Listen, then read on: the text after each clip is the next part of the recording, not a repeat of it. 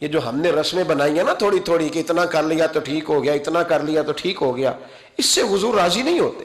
میں نہیں جاتا، میں جا کے کسی کا دروازہ کھٹکھٹا کے نہیں کہتا نماز پڑھا کرو، مسجد آیا کرو، ہم نہیں جاتے۔ بلکہ ہم لوگوں نے تو ایک مسئلہ یاد کر لیا ہے کہ جو ہوتے ہیں نا پیاسے، وہ کنویں کے پاس خود آتے ہیں، لیکن رسول پاک خود تشریف لے جایا کرتے تھے، نبی پاک۔ اور یہ ڈیوٹی صرف علماء کی نہیں، یہ مشترکہ ہے۔ حضور نے فرمایا تھا بلغ عنی ولو آیا، میری ایک ایک آیت لے کے تو نکل جاؤ، دنیا میں پھیل جاؤ۔ ہر بندے کی ڈیوٹی لگائی حضور نے۔ کنتم خیر امۃ اخرجت للناس تأمرون بالمعروف وتنہون عن المنکر، ہر ایک کی ڈیوٹی ہے، ہر ایک کی۔ یہ بھائی کے صرف یہی کام نہیں آنا کہ اسے 10,000 کی ضرورت ہے تو دے دو، اگر وہ بے نمازی ہے تو اس کے پھر بھی کام آؤ، اسے مسجد لایا کر، یہ بھی ڈیوٹی کر۔ جھوٹ بولتا ہے، دغا کرتا ہے، ظلم کرتا ہے تو اسے منع کیا کر، یہ بھی میری اور آپ کی ذمہ داری ہے۔ پر بس اس کو کون سوچتا ہے؟ میرا بچہ دنیا اچھی گزار کے جائے، چاہے حرام کمائے اور آخرت میں جہنم میں چلا جائے۔ سوچو، میرے نبی پاک علیہ الصلوۃ والسلام اس سے راضی ہوتے تھے کہ لوگ دیندار ہو جائیں۔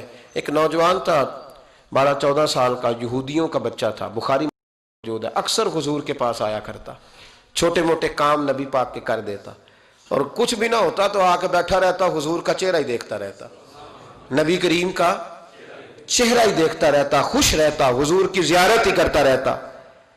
2-3 دن وہ آیا نہیں، بخاری میں موجود ہے۔ حضور نے فرمایا معلومات کرو کیوں نہیں آیا؟ صحابہ نے عرض کی حضور بیمار ہو گیا، بیمار ہو گیا۔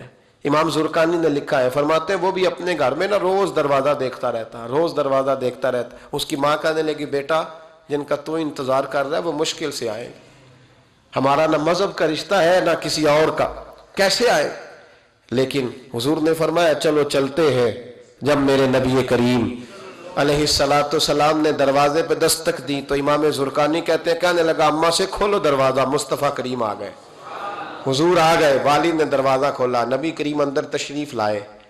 نبی پاک کا جو دست مبارک تھا نا وہ کستوری سے زیادہ مہکا کرتا تھا، کستوری سے زیادہ مہکتا، برف سے زیادہ ٹھنڈا ہوتا۔ کہتے ہیں نبی پاک اس کے پاس گئے تو اندر داخل ہوئے تو رونے لگا۔ حضور نہ سرانے والی سائڈ پہ بیٹھ گئے، اس کا سر اٹھا کے گود میں رکھا، اور جب اس کے بالوں میں حضور نے دست مبارک پھیرا تو اس کی ماں اور باپ کی آنکھوں میں بھی آنسو آ گئے۔ یہ انداز کرم غریبوں کے ساتھ، ہم غریبوں کے ساتھ۔ وہ ایک ہندو شاعر تھا تو وہ حضور کی نعتیں لکھتا تھا، تو کچھ مسلمان بھی بڑے ڈاڈے ہوتے ہیں نا، اس کو جا کہنے لگے نعتیں تو بڑی لکھتا ہے، کلمہ کیوں نہیں پڑھتا؟ کلمہ بھی پڑھنا۔ تو اس نے کہا چل اس پہ بھی شعر سن لے، اس پہ بھی تو شعر ہی سن لے، کو میں تیرا پابند تو نہیں۔ کہنے لگا ہو جائے عشق کسی سے کوئی چارہ تو نہیں، صرف مسلم کا محمد پہ اجارہ تو نہیں، صرف مسلم کا محمد پہ اجارہ تو نہیں۔ اتنا ڈانٹا نہ ہو یار، میرے ساتھ یہ رویہ نہ کر، ہو گیا پیار، یہ ہو جایا کرتا ہے، اب تو اس طرح تو نہ کر میرے ساتھ۔ حضور نے جب پھیرا نا بالوں میں ہاتھ تو ماں باپ رونے لگے، اس نے بھی آنکھیں کھولی۔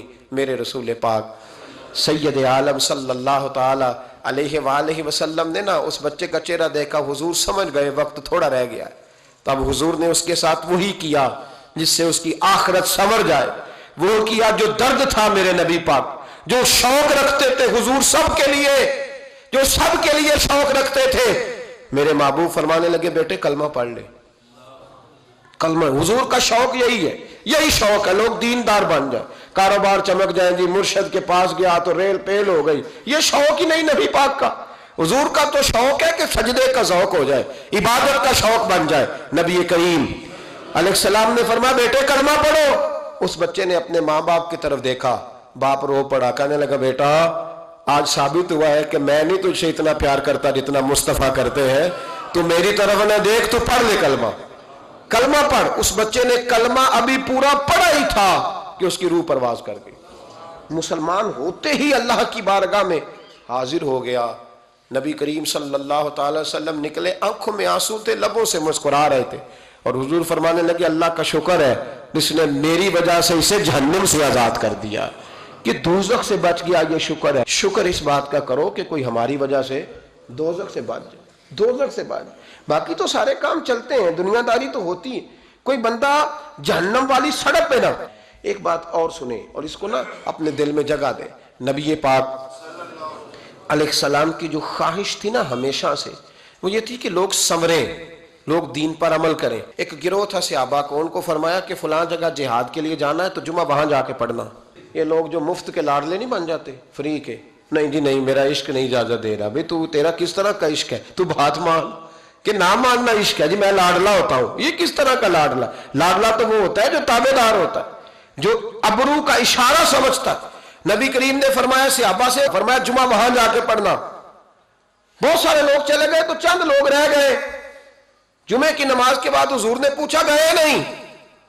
عرض کی حضور دل میں خواہش آئی تھی کہ اتنا بڑا جمعہ کیسے ملے گا برکت والا، تو یہاں جمعہ پڑھ کے ہی چلتے ہیں تاکہ ہمیں اتنے ہمارے نصیب کھل جائیں کہ حضور کے پیچھے جمعے کی توفیق ہو جائے. حضور پیار بڑا تھا، آپ کی اقتداء میں جمعہ پڑھنا تھا. پتہ لفظ کیا ہے حدیث کے؟ حضور فرمانے لگے اگر تم میری بات مان کے وہاں جا کے جمعہ پڑھتے تو مجھے زیادہ خوشی ہوتی. نبی پاک صلی اللہ تعالی وسلم کی یہ خواہش رہی، حضور کا یہ ذوق رہا. اس ذوق کے لیے نبی پاک علیہ السلام عکاظ کی منڈیوں میں بھی گئے. اس ذوق کے لیے نبی پاک علیہ السلام میلوں میں بھی گئے. لوگوں کو کھڑا کر کر کے روک روک کے کہا دین قبول کر لو.